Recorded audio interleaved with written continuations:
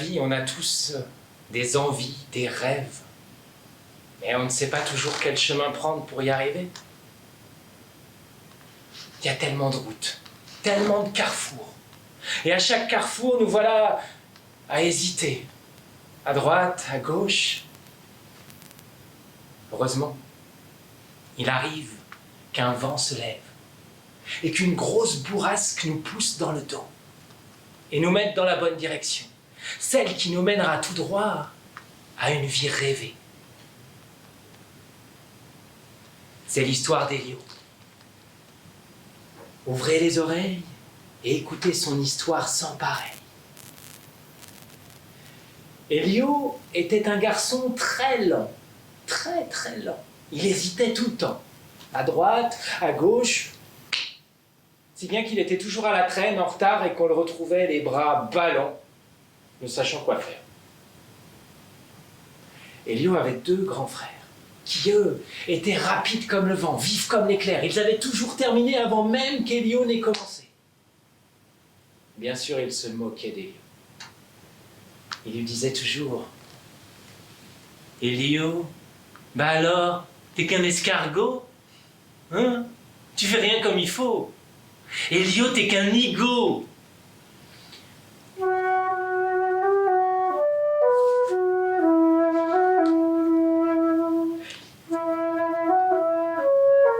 Élio et ses frères vivaient dans un pays tout plat, tout sec, aride, rude, quasiment rien ne poussait.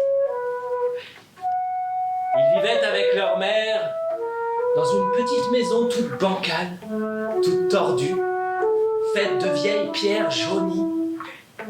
Devant la maison s'étalait un champ pierreux tellement rempli de pierres que juste quelques brins d'herbe y poussaient. Des moutons broutaient ces quelques brins d'herbe. Grâce à ces moutons, la mère faisait de grands fils de laine. Elle mettait de la couleur dessus. Et puis, patiemment, elle tissait, pour faire de belles broderies, comme des peintures de toutes les couleurs, mais avec de la laine. Chaque samedi, les trois frères prenaient les broderies de la mère et puis ils allaient au marché les vendre pour avoir quelques sous, pour manger. Voilà qu'un matin, la mère, au petit matin, ouvre sa porte et appelle ses trois fils. Mes enfants, venez. Cette nuit, j'ai fait un rêve incroyable. Dans mon rêve, notre maison était devenue 3 fois plus grande, plus belle, plus solide que la nôtre. Et puis devant la maison, à la place de ce champ pierreux, il y avait un champ rempli de blé qui ondulait sous le vent. Au bout du champ, une montagne s'élevait jusqu'au ciel. Une petite rivière serpentait au pied de la montagne et un arbre majestueux avait poussé là. On aurait dit qu'il avait 1000 ans. Des fleurs de toutes les couleurs parsemaient le sol. Et un rosier rouge grimpait le long du mur de la maison. Mes enfants, ce rêve est tellement fort, tellement beau, qu'il faut que j'en fasse une broderie tout de suite. Allez me chercher toute la laine que vous pouvez. Je commence, dès aujourd'hui.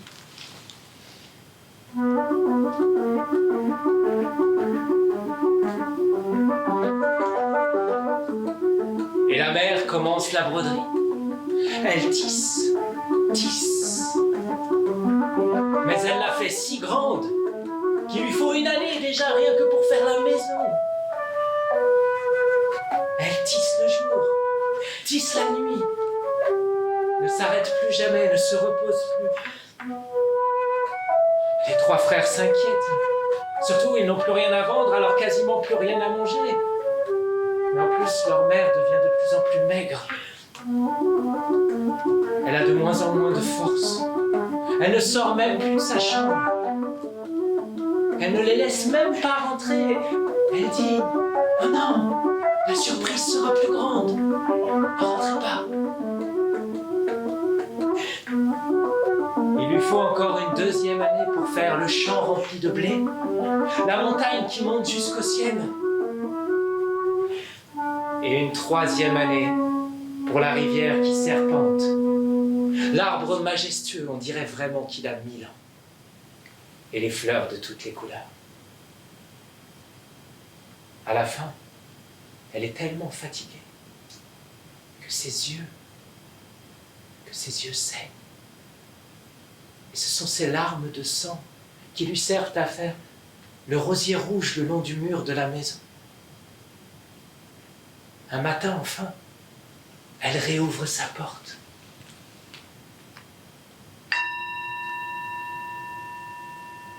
Mes enfants, venez, j'ai fini. Venez voir ma broderie. Oh, je crois que la maison est trop petite pour l'admirer en entier. Aidez-moi à la porter dehors, qu'on la voie. Les deux frères, comme d'habitude, bousculent Elio en lui disant « Allez, laisse faire, Nigo, ça va aller plus vite avec nous. » Ils prennent la broderie, descendent, l'étalent sur le champ pierreux. Là, ébahis, ils contemplent la splendeur du travail de leur mère. Mais maman, c'est incroyable. Maman, on va aller la vendre tout de suite au marché. On va récupérer tellement d'argent qu'on ne manquera plus jamais de rien, plus jamais. Dites maman chérie. Mais au moment où les deux frères veulent prendre la broderie, un vent se lève. Le vent emporte la broderie. Là-haut, tout là-haut. Les deux frères se mettent à courir après pour la rattraper et disparaissent au loin. Alors qu'Elio lui reste là, les bras ballants, ne sachant quoi faire.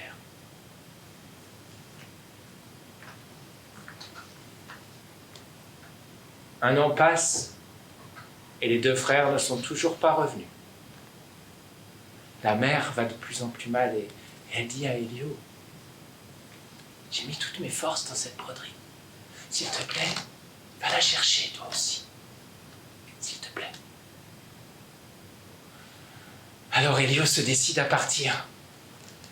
Il marche un peu et puis arrivé au premier carrefour, il hésite.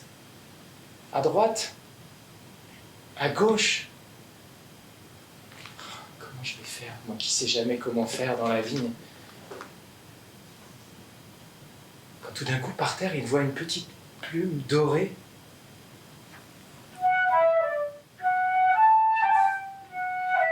Une brise légère la soulève. La plume virevolte devant Elio. Elle semble lui montrer un chemin. Elio oublie tous ses doutes, toutes ses peurs. Il suit la plume. Et elle l'emmène vers la droite. Puis vers la gauche. La plume le fait monter tout en haut d'une montagne. Puis redescendre au fond d'une vallée. Traverser des forêts. Pendant des semaines, Elio suit cette plume sans que jamais elle ne se pose. Il boit l'eau des sources, dort au creux des rochers, mange les fruits sauvages. Elio suit la plume.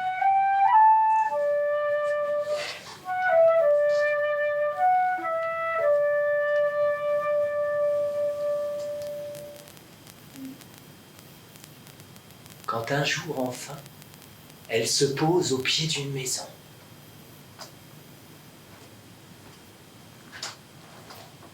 Tout est calme. Le vent courbe l'herbe haute. Là, à côté de la maison, il y a un cheval noir. Mais il est bizarrement immobile. Elio s'avance. Quand il veut le caresser, il s'aperçoit que le cheval est dur comme de la pierre. Juste à ce moment-là, la porte de la maison s'ouvre et une petite vieille en sort.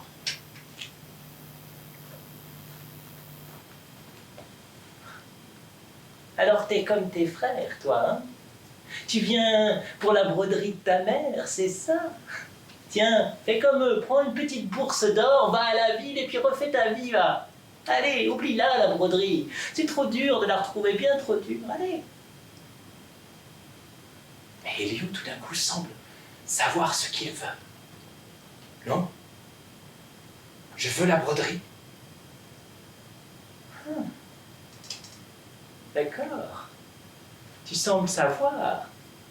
Tu sais que ce n'est pas un vent quelconque qui a pris ta broderie. Non, non, non, non, non, non. Ce sont les fées de l'île de la montagne ensoleillée qui l'ont prise. Et le chemin pour aller à cette île de la montagne ensoleillée est difficile, petit. Extrêmement difficile. Alors oublie, tiens, prends cette bourse d'or. Non, madame. Je veux la broderie. Ah, décidément. Eh bien, si tu la veux, tu sais ce que tu vas devoir faire? Tu vas te casser toutes les dents d'abord, et puis tu vas les donner à ce cheval. Il va reprendre vie. Tu pourras monter dessus. Attention, ce cheval, il est plus puissant qu'une tempête. Alors, une fois dessus, tu devras t'accrocher, mon petit. T'accrocher, t'accrocher, t'accrocher, même si tu crois mourir. Alors, tu la prends, cette bourse d'or? Elio saisit une pierre, se casse les dents, les met dans la bouche du cheval qui reprend vie immédiatement. Le cheval broute l'herbe devant lui, tous ses muscles frémissent, il pousse un puissant hennissement. Le cheval est prêt, Elio monte dessus. Le cheval se lance dans un galop incroyable. Il semble voler au-dessus de la terre. Elio s'accroche pour ne pas tomber, pour ne pas s'envoler. Et le cheval arrive au pied d'un volcan. Elio s'accroche. Le cheval grimpe, grimpe, grimpe. Là-haut, les flammes de la lave. Elio s'accroche. Le cheval saute au-dessus des flammes de la lave. Elio croit mourir brûlé, mais il s'accroche. Le cheval redescend. Il arrive au pied d'une autre montagne. Celle-ci, son sommet se perd dans les nuages. Elle est tellement haute. Elio s'accroche encore. Le cheval grimpe, grimpe, grimpe. Elio s'accroche. Plus il grimpe, plus il fait froid. Plus il fait glacial. Elio s'accroche. Là-haut, au milieu des nuages, tout au cœur du glacier, Elio a l'impression de devenir pierre au milieu de ce froid. Il croit mourir de froid une deuxième fois, mais il s'accroche. Le cheval redescend. Il arrive au bord de la mer. Au lieu de s'arrêter, le cheval galope sur l'eau. Elio, à bout de force, s'accroche encore. Un écrase éclair, des éclairs, du tonnerre. Elio s'accroche. Il croit mourir une troisième fois.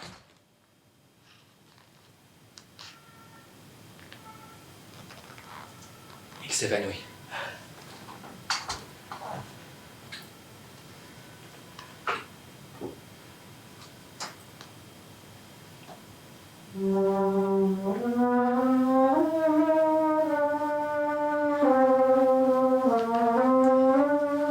Quand Elio réouvre les yeux, il sent dans sa bouche de belles dents toutes neuves. Un vent doux lui caresse le visage. Il n'est pas mort. Il est sur une plage, sur une île. Une montagne s'élève derrière lui. Le cheval est là qui broute tranquillement. Là, sur la plage, arrivent quelques jeunes filles qui rigolent. L'une d'elles s'avance vers Elio. Elle a les yeux en amande, les cheveux dorés. Et elle lui dit « Bonjour, moi c'est Luna. Et toi ?» Elio. Bonjour Elio. Quel bon vent t'amène sur notre île de la montagne ensoleillée, au pays des fées. Je dirais plutôt le mauvais vent, celui qui a pris la broderie de ma mère. Elle avait mis 3 ans à le faire. À ces mots, la fée devient toute rouge. Pardon? Oh, pardon. On l'a juste empruntée, on ne voulait pas faire de mal. Elle est si extraordinaire, on voulait juste en faire une copie pour avoir la même chez nous. On pensait pas que tu ferais tout ce voyage pour la retrouver. Ça a dû être difficile, hein? Bon, si tu veux, elle sera prête demain matin. En attendant, je peux te faire visiter notre île.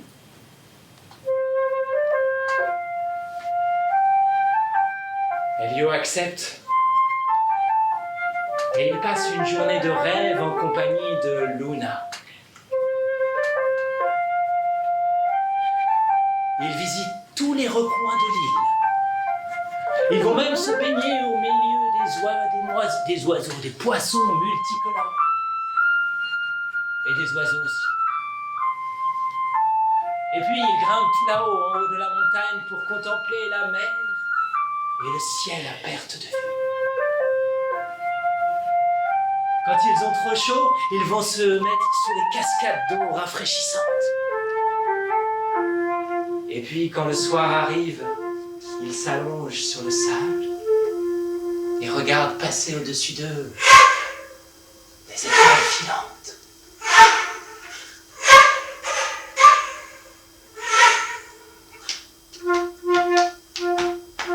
Leur cœur bat plus fort. Et ils ne dorment pas beaucoup cette nuit-là. Le lendemain matin, la broderie est prête. Juste avant de partir, Luna prend un de ses cheveux dorés. Elle déplie la broderie. Et là, dans l'arbre majestueux, elle tisse un petit oiseau. Un petit oiseau doré. Cadeau de Luna pour Elio. Elio prend la broderie, monte sur le cheval.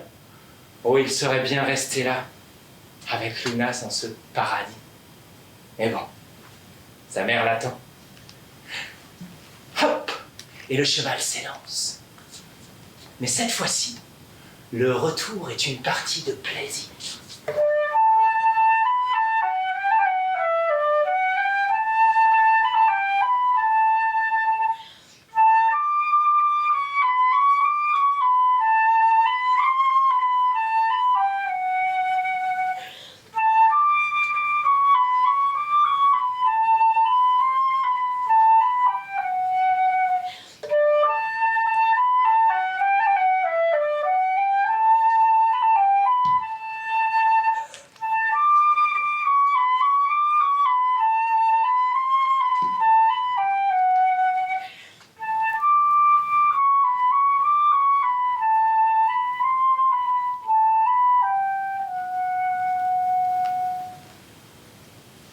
Dès qu'il arrive chez lui, Elio se précipite à l'intérieur.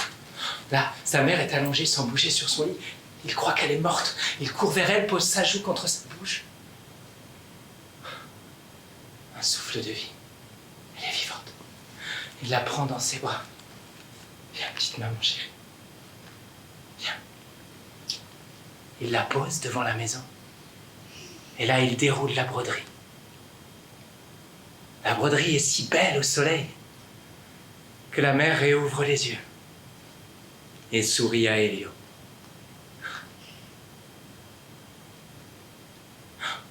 Mais tout d'un coup, un vent se lève de nouveau, soulève la broderie, l'emmène là-haut, tout là-haut. Elio panique, non, non! Mais cette fois, par un étrange prodige, le vent n'emporte pas la broderie. Il l'agrandit, jusqu'à ce qu'elle recouvre tout le paysage et le transforme par magie.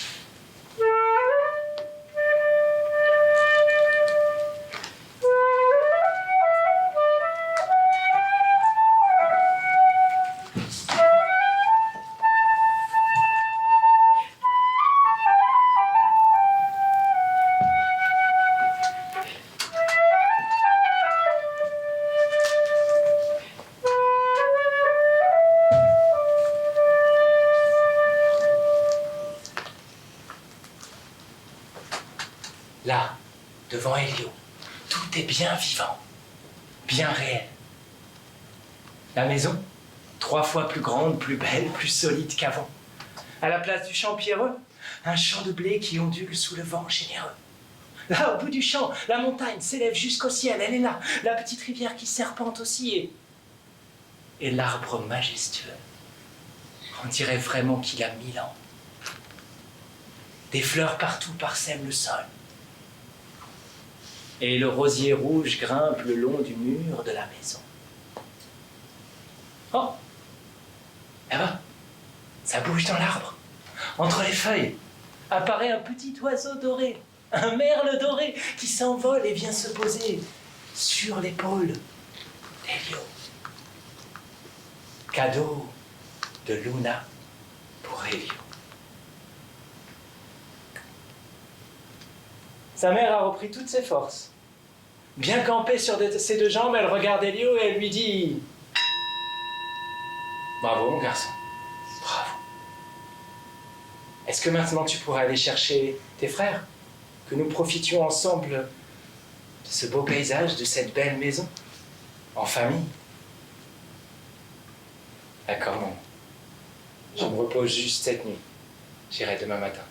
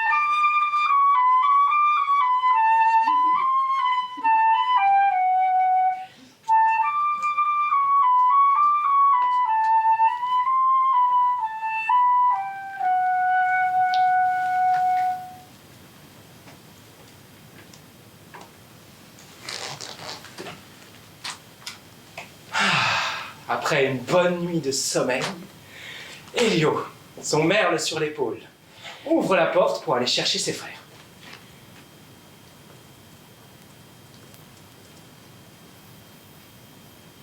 Catastrophe. Tout est cassé. Le champ de blé est couché. L'arbre a perdu ses feuilles et les fleurs ont disparu. Le rosier est arraché du mur de la maison. Tout est cassé. Et voilà Elio qui se retrouve les bras ballants, ne sachant quoi faire face à ce désastre. Quand là, sur son épaule, le petit merle arrache une plume dorée qui s'envole, virevolte devant la tête d'Elio. Ah, petite plume, j'ai compris. Tu vas me sauver encore une fois. Je te suis. J'arrive. Montre-moi le chemin, comme l'autre fois. On y va. Elio s'apprête à partir, mais 2 mètres plus loin, la plume tombe au sol et ne bouge plus. Ah non, petite plume. Je te suis, j'ai dit, je te fais confiance. On va où? Mais t'es accroché. Là, il y a un crochet dans le sol. Elio tire sur le crochet et une trappe s'ouvre dans le sol, avec un escalier qui descend sous terre.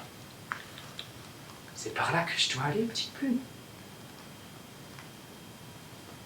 Bon, d'accord. D'accord. Elio descend l'escalier, arrive dans un tunnel qui l'emmène sous terre, puis qui le fait remonter au centre de la montagne du bout du champ. Il avance, il avance. Là-haut, il arrive dans une immense grotte où une femme semble l'attendre qui flotte dans les airs, les cheveux tout ébouriffés. Bonsoir, jeune homme. Tu cherches quelque chose? Comment tu t'appelles? Bonsoir, madame. Je ne sais pas qui vous êtes, mais moi c'est Elio et je cherche juste celui qui a cassé le beau paysage de la broderie de ma mère.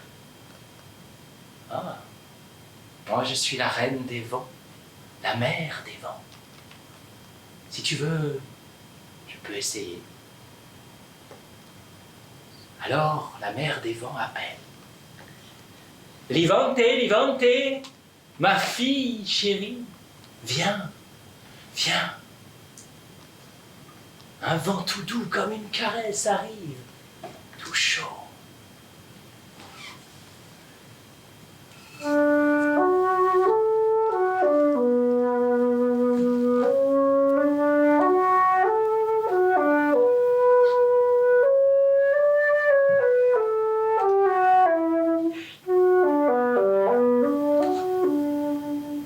Livante, ma fille chérie, sais-tu qui aurait pu casser le beau paysage d'Elio et de sa maman cette nuit? Oh, je ne sais pas, maman. Moi, tu me connais bien, maman.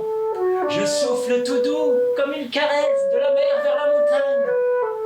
Je ne casse jamais rien, maman. Je suis la douceur. Alors ce n'est pas moi, maman. Ce n'est pas moi. Et elle disparaît. La mère des vents appelle de nouveau. Tramuntana, Tramuntana, ma fille cadette, viens, viens. Arrive dans la pièce. Un vent tout froid, tout glacé, tout sec.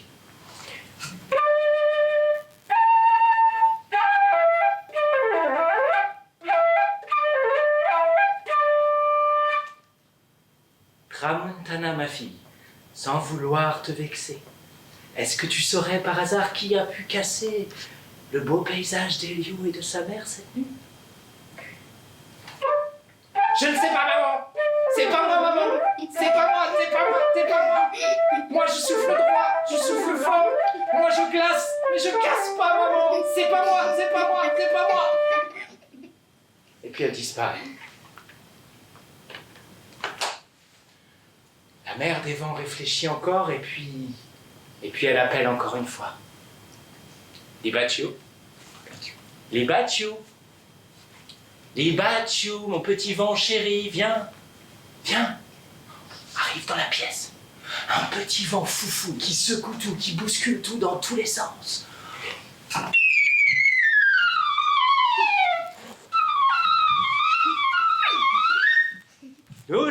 Doucement, Libaccio, doucement. Je veux juste te parler. J'ai juste une petite question pour toi. Tu peux m'écouter? Non, Libaccio, tu m'écoutes plutôt. Tu restes. Voilà, je veux juste. C'est juste une question. Ah, Libaccio. Arrête. Chut. Ah, Libaccio. Tu peux juste répondre à ma question. Qui a pu casser le chant d'Elio et de sa mère cette nuit?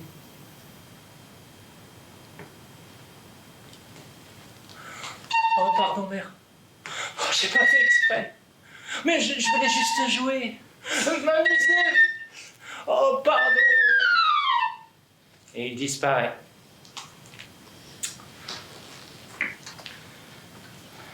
La mère des vents va tout au fond de la grotte. Elle prend un grand plat en bois. Elle revient vers Elio et elle lui dit: je suis désolé, Elio.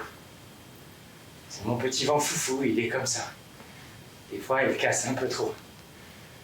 Mais pour me faire pardonner, voilà pour toi le plat de l'abondance. Ce plat-là, il te donnera tout ce que tu veux à manger, tout le temps.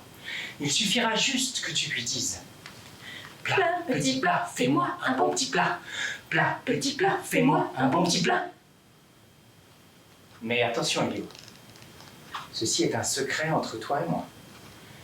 Si jamais quelqu'un entend notre secret, tu perdras tout. D'accord. Merci, madame. Elio prend son plat, il reprend le tunnel, il arrive à la trappe. Quand il sort, la trappe disparaît dans le sol comme par magie. Vite, il va se cacher à la cave. Là, il cache son plat, et le premier soir, dans le plus grand des secrets, il lui dit: plat, petit plat, fais-moi un bon petit plat. Plat, petit plat, fais-moi un bon petit plat. Un festin de roi. Il ramène ça à sa mère, qui ouvre des grands yeux. Et il dit: non, comment t'as fait ça? secret, maman. D'accord, mon petit Elio chéri. D'accord, c'est un secret. Peut-être que maintenant tu pourrais aller chercher tes frères. Qu'on profite ensemble de ces bons plats que tu me fais en secret. D'accord, maman. Je reprends des forces cette nuit et j'irai demain matin. La nuit passe. Le lendemain matin, son merle sur l'épaule, Elio ouvre la porte pour aller chercher ses frères. Tout va bien. Rien n'a changé. Il part. Oh, il les retrouve vite, tellement vite. Ils étaient juste dans la ville à côté. Ils avaient dépensé toute la bourse de la vieille, plus un sou en poche, assis par terre, comme des feignants. À attendre. Quand ils ont vu leur frère, ils étaient bien contents. Le soir, tout le monde se retrouve autour d'une grande table et d'un festin d'Elio. Tout le monde se régale. Mais les deux frères ne peuvent pas s'empêcher de recommencer à se moquer. Elio, c'est toi l'escargot qui a fait ça? Non, tu peux pas faire ça, c'est pas toi. T'as un secret. Allez, dis-nous ton secret. Allez, dis ton secret, dis ton secret, dis ton secret. Dis ton secret, dis ton secret, dis ton secret. Dis ton secret. Elio tient bon, il ne dit rien. Sauf qu'à partir de ce jour-là, c'est permanent. Les frères l'espionnent, le suivent. Ils passent leur journée à lui dire « Allez, dis ton secret, dis ton secret, dis ton secret. Dis ton secret. Dis ton secret, dis ton secret, dis ton secret. Dis ton secret. » Mais Elio tient bon. Sauf que le secret est maintenant là, à l'intérieur de lui, comme s'il était dans ses jambes, dans son ventre, dans ses bras, dans sa gorge. Comme s'il allait sortir à chaque fois qu'il allait parler. Et on tient bon. Les frères le poursuivent. Dis ton secret, dis ton secret, dis ton secret. Dis ton secret. Dis ton secret, dis ton secret, dis ton secret. Dis ton secret.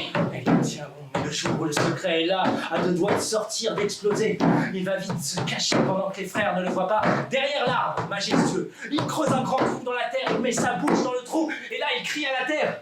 Mon plat me donne tout ce que je veux. Si je lui dis plat, petit plat, fais-moi un bon petit plat. Et il rebouche pour enfermer le secret.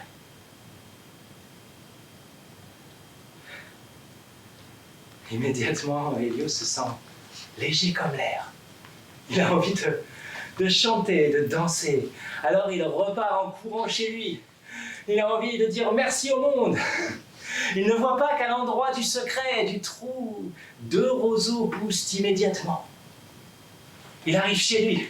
Tellement heureux, il décide d'organiser une immense fête. Il invite tous les gens du village. Allez, que tout le monde vienne. Tous ceux qui savent raconter des histoires, faire de la musique, chanter, danser, peindre, tout ce que vous voulez. Ramenez tous les présents, moi je m'occupe du festin.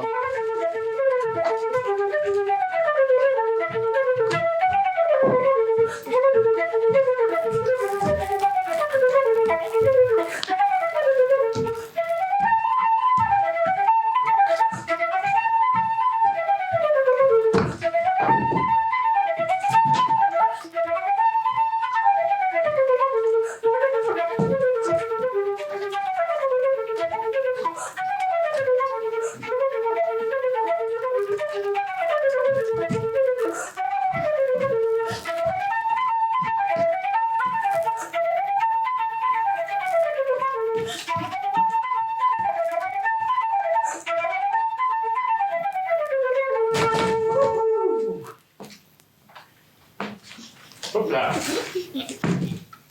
C'est la fête.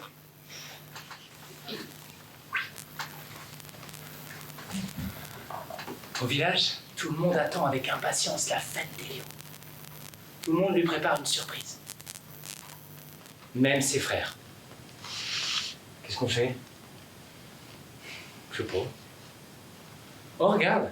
Ils étaient en train de se promener juste derrière l'arbre majestueux. T'as vu les roseaux là? On n'a qu'à se faire des flûtes, on va lui jouer un morceau. Ils coupent les 2 roseaux, font des trous dedans et commencent à apprendre une petite mélodie pour leurs frères. Le jour de la fête arrive. Tout le monde est venu, tout le monde. Une table immense, un festin de roi par Elio. Tout le monde attend de se régaler et de festoyer. Alors Elio, très fier avec son merle sur l'épaule, se lève et lance la fête. Les frères se lèvent aussi. Ils sortent leur flûte, commencent à jouer leurs morceaux. Mais de leur flûte, au lieu de la mélodie préparée, c'est le secret d'Elio qui sort. Et on entend dans tout le monde, dans tout le village.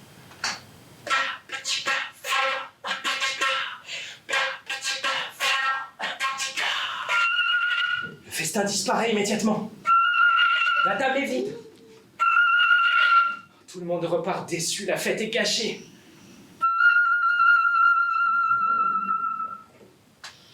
Elio court à la cave. Il cherche son plat et évidemment, il a disparu aussi. Même son merle s'envole et s'en va au loin. Elio a de nouveau tout perdu.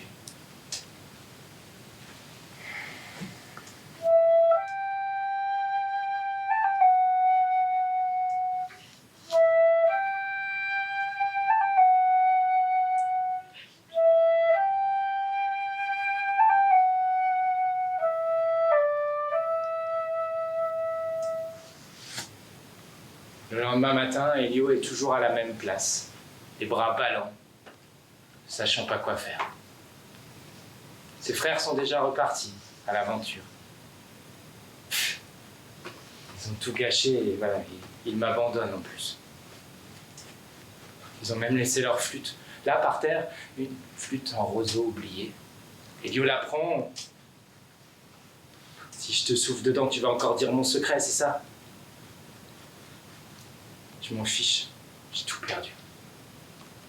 Elio essaye. Il souffle dans la flûte.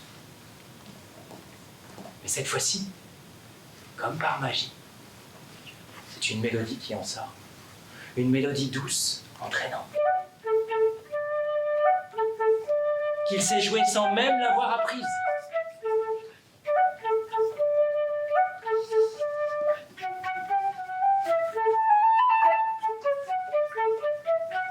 Elio se met à danser, en jouant.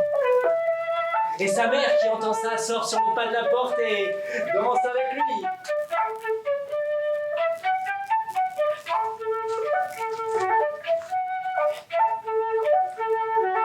L'oiseau revient de loin, il virevolte autour d'Elio et il va se poser dans l'arbre, juste à côté d'Elio.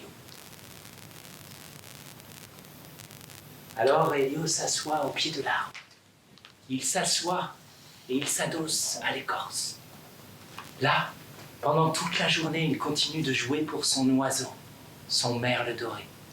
Et les mélodies lui viennent comme par magie.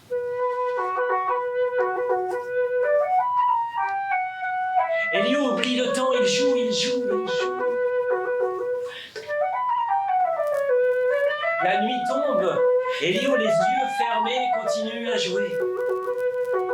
Il fait nuit noire. Elio joue encore.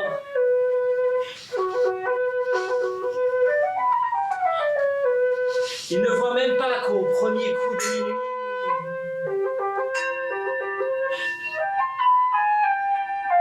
l'arbre se couvre de 1000 bourgeons d'or. Elio, regarde! Elio continue à jouer les yeux fermés. Au 4e coup de minuit, l'arbre est couvert de fleurs d'or. Elio, regarde! Il ne voit rien. Au 8e coup de minuit, l'arbre est couvert de pommes d'or. Des milliers. Elio, regarde! Il continue à jouer. Mais au 12e coup de minuit,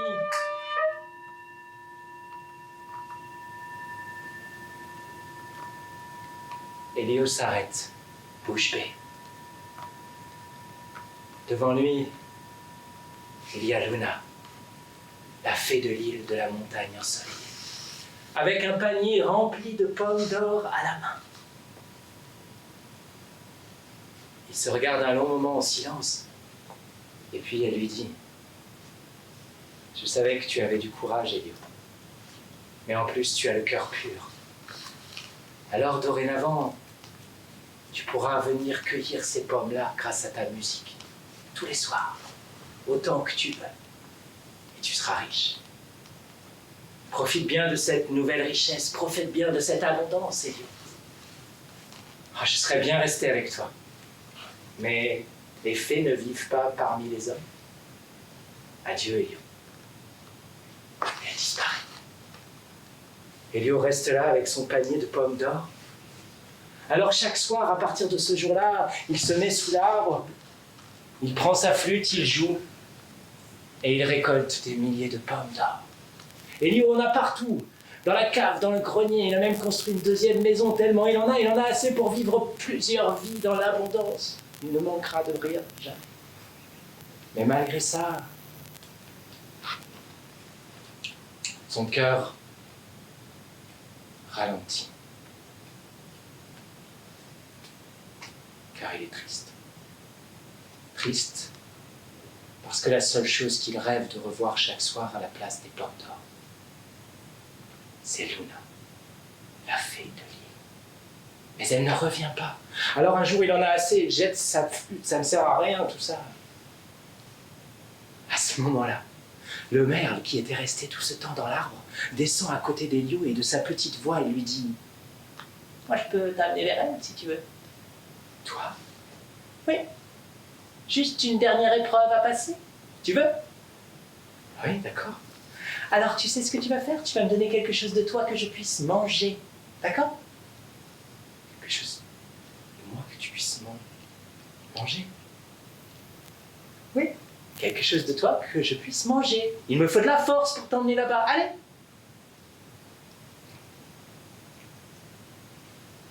Elio veut tellement revoir Luna qu'il sort un couteau de sa poche, se coupe un morceau de la cuisse, le donne à manger au merle qui l'avale d'un coup et se transforme en un immense aigle.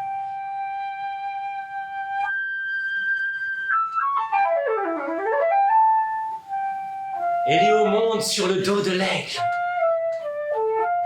Il s'accroche et l'oiseau s'envole. Là, au milieu des nuages, après un voyage plus fou que le vent, il voit tout petit l'île de la montagne ensoleillée, puis de plus en plus gros, et puis ils y atterrissent.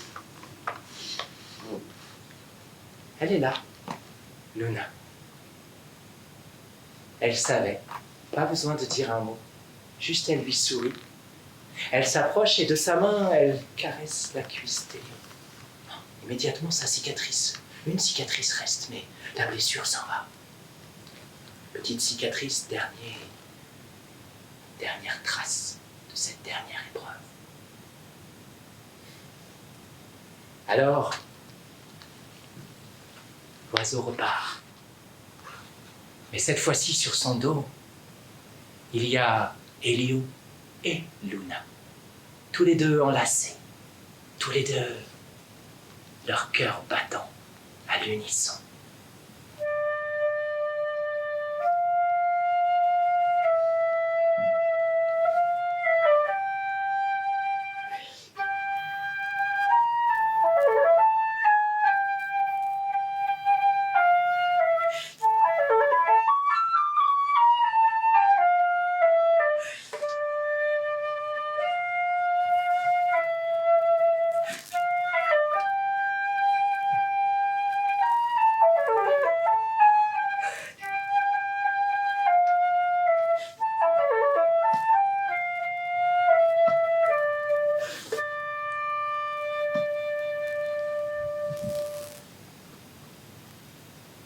L'oiseau les dépose juste devant la maison d'Elio. Sa mère, ses frères, tout le monde est là pour les accueillir. Alors Elio et Luna se sont installés dans cette maison. Et tous les deux, pendant des années, amoureux, ils y ont vécu, heureux. Ils n'ont jamais manqué de rien, avec toutes ces pommes d'or. Et puis, surtout, les frères ne se sont plus jamais, mais alors jamais moqués d'Elio. Car notre Elio était devenu Elio, le héros. Cette histoire est née du vent, et elle vivra aussi longtemps que vous continuerez à la raconter.